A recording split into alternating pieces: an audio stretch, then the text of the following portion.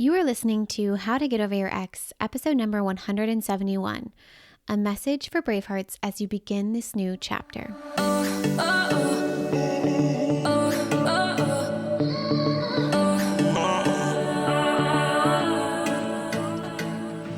Welcome to How to Get Over Your Ex, a podcast on getting over your ex without it just taking time.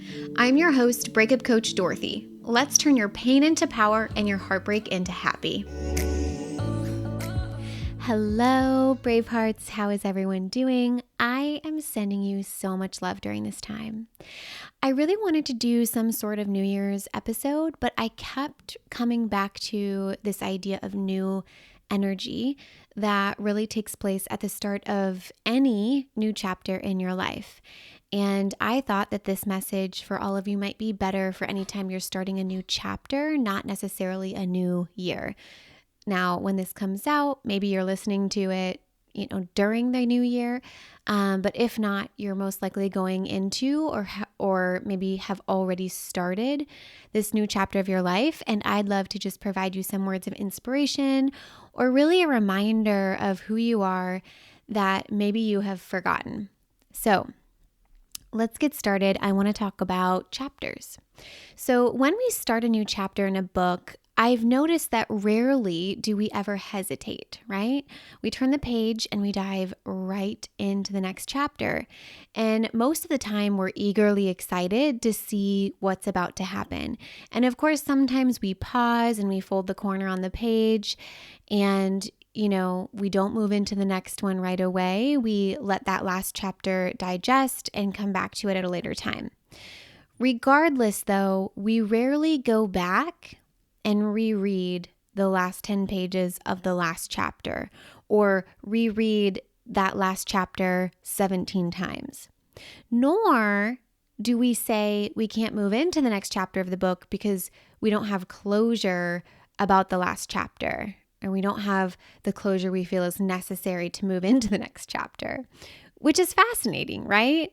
Now, a theme that I'm seeing and personally experiencing in life is because the last chapter was comfortable, we hesitate to move into the next. We say the last chapter I read was really familiar, comfortable, and good. Whether it actually was is questionable, and therefore I shouldn't begin to venture into that next chapter.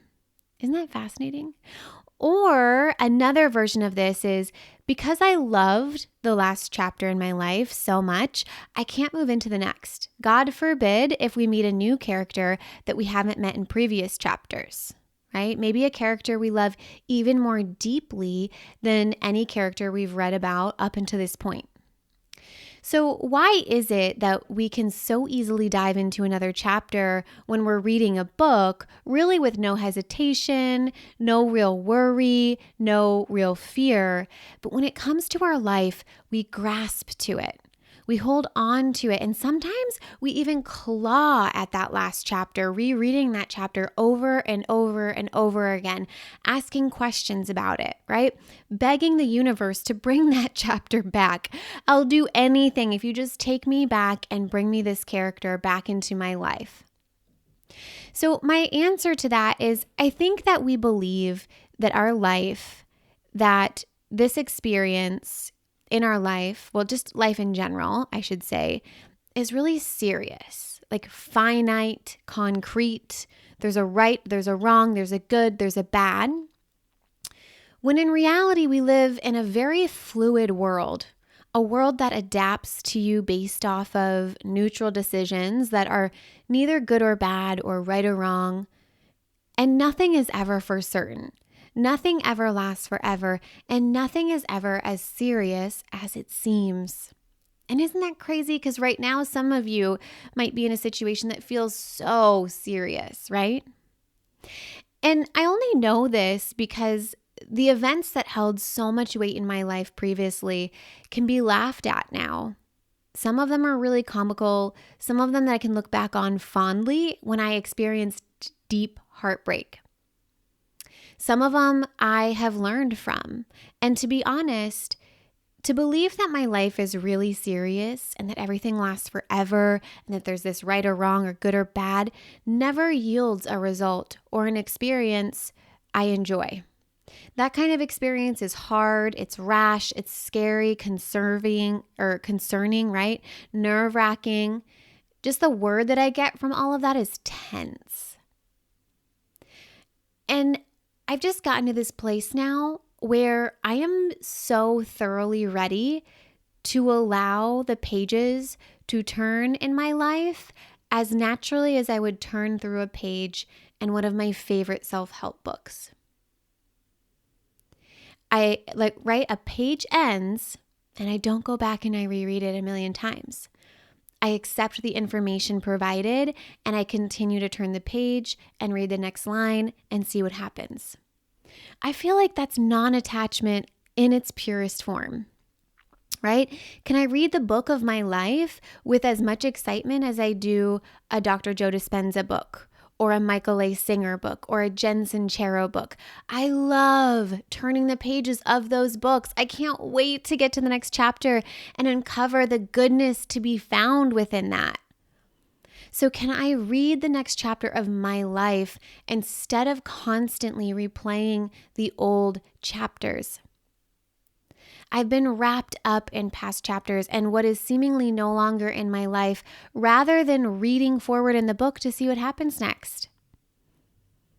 And what if there is a baby, Marilyn, in 3 months? What if there is a home in 3 months? What if there is a love in 3 months? This goes for all of you. Whatever you're searching for or seeking, what if that is in your future, but you just haven't been reading the next chapter, right? I have no idea what is in the next chapter because I've been so devastated about the last chapter and all wrapped up in it. And what I want to encourage all of us to do in this year that is coming up and in this next chapter, regardless of whether it's a new year when you're listening to this or not, is I want us to learn how to turn the page, to move forward into this new chapter of our lives. Every morning, allowing ourselves to turn the page as easily and as naturally and as easeful as you would if you were reading your favorite self-help book or maybe your favorite murder mystery book. And remember, you might be crying over the last chapter. Something wild might have happened in the last chapter, and you might be angry, you might have feelings, but that doesn't mean you wouldn't continue to read the book forward. It doesn't mean you wouldn't turn the page. And lastly, for those of you who may be so deep in the bottom of your emotional wave, I have this message that keeps coming through to me that I feel like I have to tell you. And what that is that you matter. You are so important in this world. You are needed and wanted here in this earthly experience as you are today, no matter what happened in your last chapter. And I don't want you to forget that. Your story, your journey, the book you're living in right now is an important piece of literature that will be read by many who come after you. They will be reading it and they will utilize what you've experienced, and that's an amazing gift to have. Your book is important. You are important. You matter. Do not throw your book away. Don't leave the book half finished. Let's keep writing it. Let's keep reading it, okay? I love you so much, Braveheart. I hope you have a beautiful, beautiful beginning of your year or a beautiful beginning of your new chapter. You matter to me. I am here for you. And let's turn the page together. I will talk to you next time. If you're loving the How to Get Over Your Ex podcast and you want to learn how to get over your ex in 3 months or less to build a life better than the one you thought you had with your ex, I would like to personally invite you to my next group course where we take everything you've learned here on the podcast and apply it to your life. Come check it out at www.lifecoachdorothy.com.